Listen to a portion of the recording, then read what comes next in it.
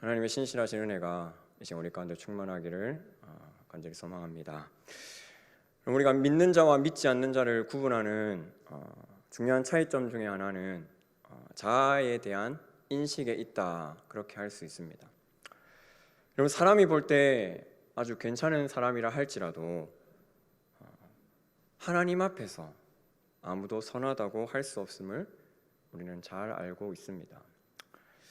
그래서 우리의 본연은 죄를 짓는 것을 좋아하고, 또 우리는 진실로 악하고 죄악으로 더럽혀져 있는 존재들입니다.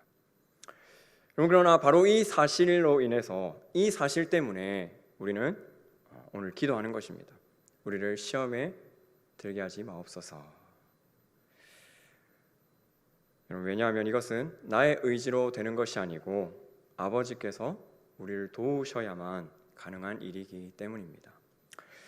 여러분, 그렇다면 시험이 무엇일까요? 우리가 통상적으로 말하는 그 시험은 무엇인가를 통과하기 위한 그런 시험입니다. 그래서 이런 시험에는 출제자가 있죠.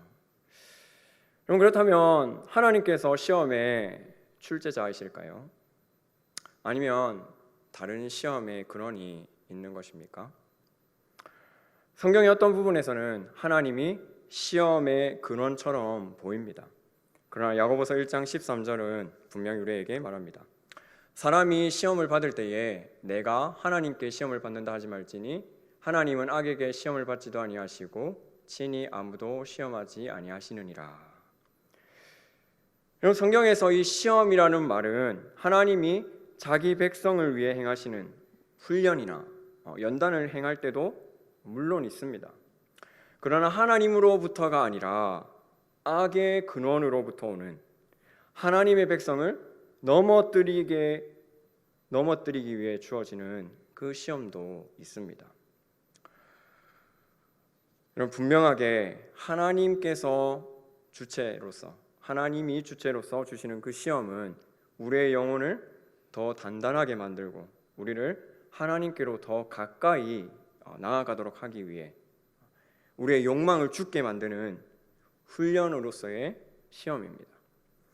그럼 오늘 야고보서가 하나님은 친히 아무도 시험하지 아니하신다 할 때와 오늘 주기도문에서 시험에 들지 말게 하옵소서라고 할 때 이 시험은 우리를 위한 시험이 아닙니다. 이 시험은 우리를 넘어지게 하고 타락하게 하기 위한 시험입니다. 그럼 이 시험은 분명히 우리를 향한 공격입니다. 그럼 그렇다면 이 공격의 실체가 누구일까요?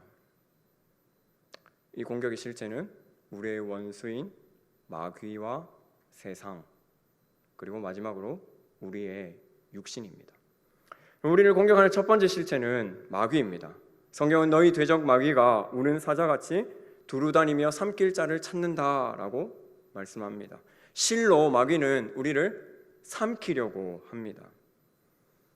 우리는 창세기 3장 15절에 언급된 여자의 후손과 뱀의 후손의 싸움을 잘 알고 있습니다. 여러분, 이 싸움은 구약의 역사에서 지속적으로 나타났고 마침내 그리스도께서 성육신하여 이 땅에 오심으로 십자가에서 뱀의 머리를 부수심으로써 그리스도의 승리로 끝났습니다. 하지만 이후의 역사에서 우리 삶 가운데 반복되고 있는 싸움입니다. 우리를 공격하는 두 번째 실체는 세상입니다. 요한일서 2장에서 세상이 우리를 공격하고 있음을 잘 보여줍니다. 요한일서 2장 15절 16절 말씀에 이 세상이나 세상에 있는 것들을 사랑하지 말라. 누구든지 세상을 사랑하면 아버지의 사랑이 그 안에 있지 아니하니 이는 세상에 있는 모든 것이 육신의 정욕과 안목의 정욕과 이생의 자랑이니 다 아버지께로부터 온 것이 아니요 세상으로부터 온 것이라. 그럼 요한일서는 세상과 세상의 것들을 사랑하지 말라 하면서 이 세상과 세상의 것들이 무엇인지 우리에게 설명하였습니다. 이는 세상에 있는 모든 것이 육신의 정욕과 안목의 정욕과 이생의 자랑이니, 그럼 곧 성적인 쾌락과 보고 즐기는 것, 그리고 이름을 높이는 것, 명예욕이 우리를 공격합니다.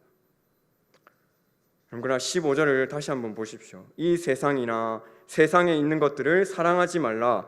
누구든지 세상을 사랑하면 아버지의 사랑이 그 안에 있지 아니하니.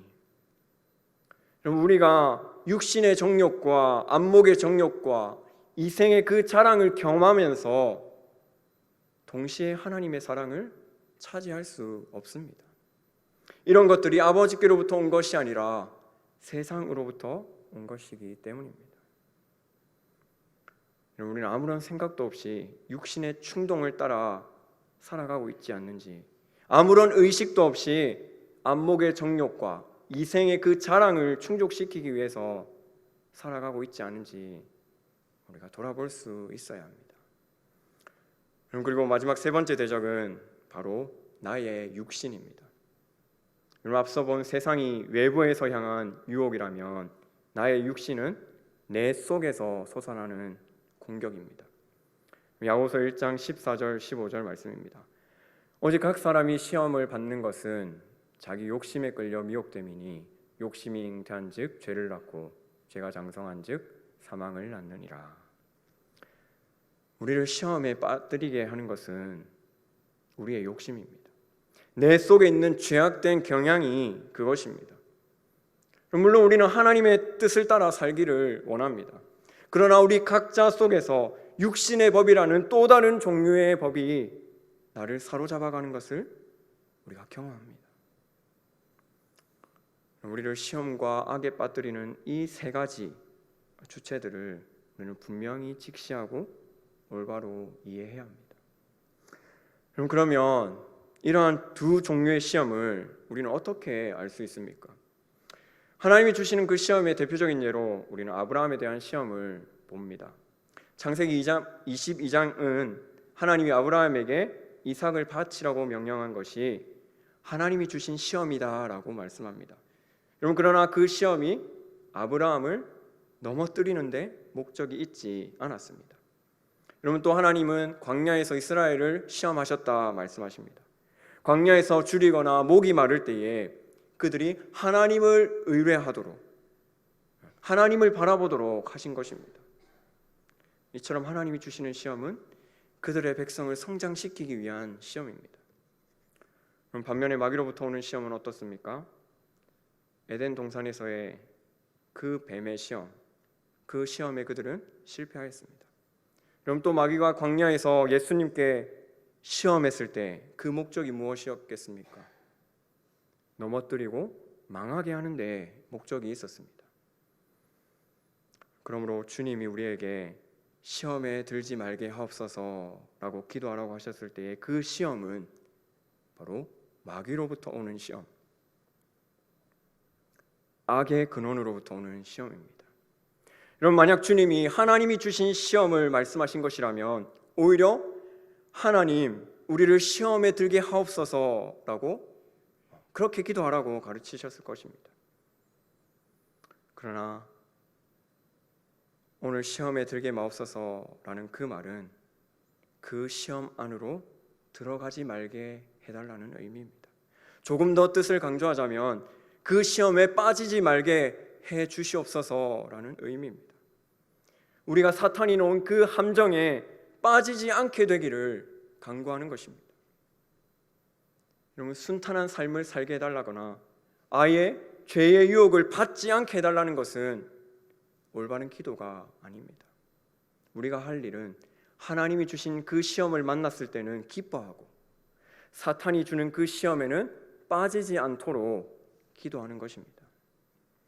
여러분, 물론 우리는 이 간구에서 우리의 연약함 때문에 빠지는 그 개인적인 시험을 완전히 배제할 수는 없습니다.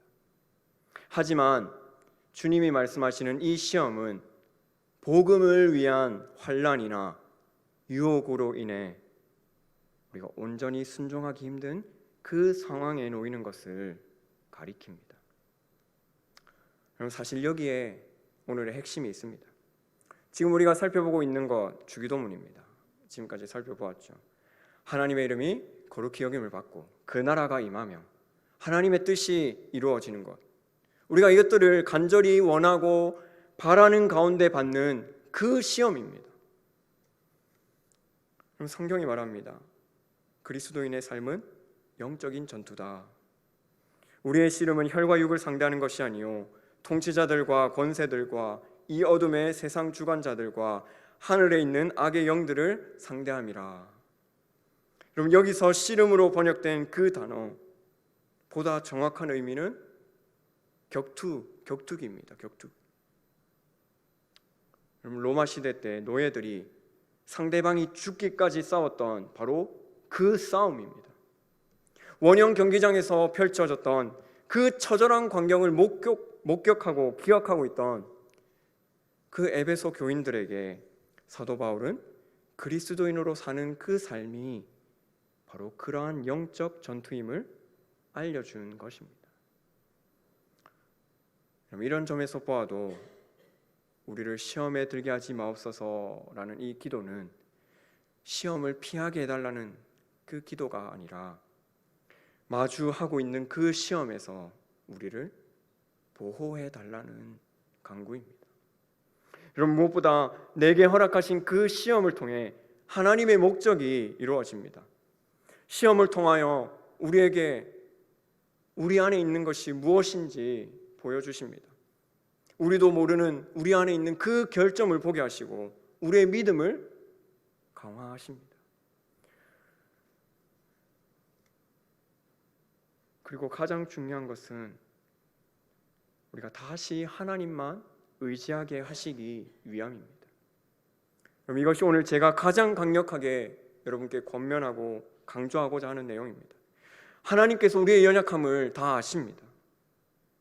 그래서 우리가 사실 이 기도를 드리는 것은 우리의 상태를 알리는 것이 아니라 오히려 우리의 마음이 하나님만을 온전히 의지하게 하기 위한 것임을 우리는 깨달아야 합니다.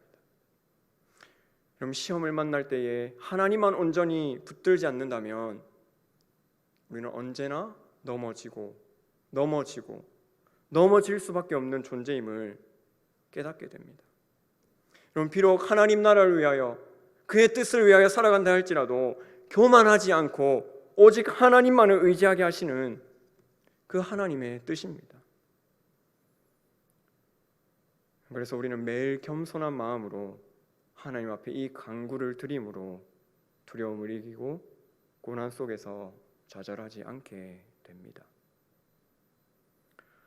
사랑하는 성도 여러분, 시험에 들게 하지 마옵시고 이 기도를 드리면서 하나님의 은혜를 신뢰하십시오. 하나님만을 의지하십시오. 하나님을 한번 붙들어 보십시오. 하나님 앞에 간절히 기도하며 기도를 따라 살아갈 때에 우리의 영혼이 온전히 보존되어 주 오실 그날에 흠없게 되기를 간절히 소망합니다. 우리 찬양 가사를 하나 보는 것으로 말씀을 마치려고 합니다. 네. 내게 허락하신 시련을 통해 나의 믿음 더욱 강하게 자라나고 험한 산과 골짜기 지나는 동안 주께 더 가까이 나를 이끄시네. 내가 겪는 시험이 어렵고 힘겨워도 내 주님보다 크지 않네. 내 앞에 바다가 갈라지지 않으면 주가 나로 바다 위 걷게 하리. 나는 믿네. 주의 능력으로 내 삶 새롭게 되리. 나는 믿네.